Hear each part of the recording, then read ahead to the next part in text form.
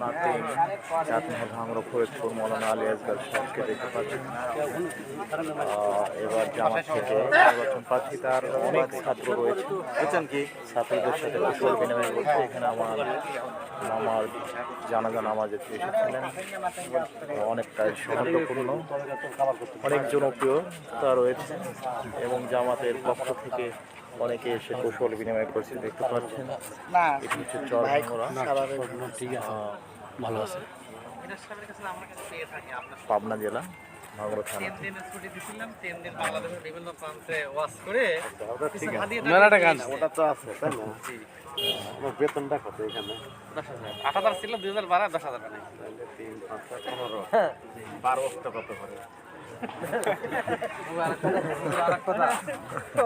কামাইতে করে আমার আমার বেতন কত?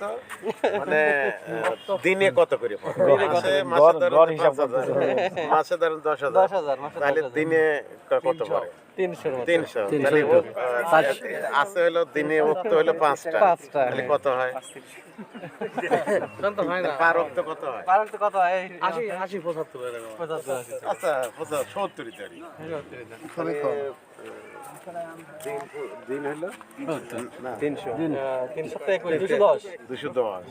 আর 3 দ্বিগুণ দেন 30 টাকা।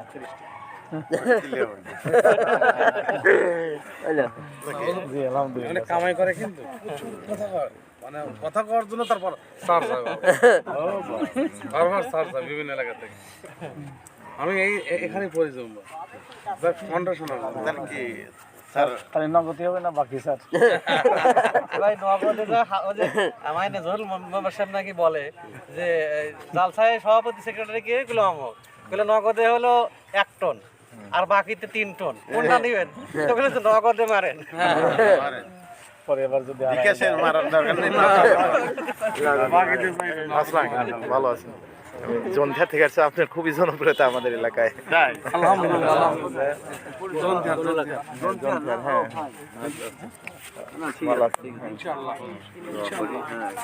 ওনার খুবই জনপ্রিয়তা দেখতে পাচ্ছেন। চর ভাঙড়াতে সবার সাথে সৌহার্দ্যপূর্ণ আচরণ করছেন। এবার অবশ্যই আপনারা জামাতে ভোট দিবেন।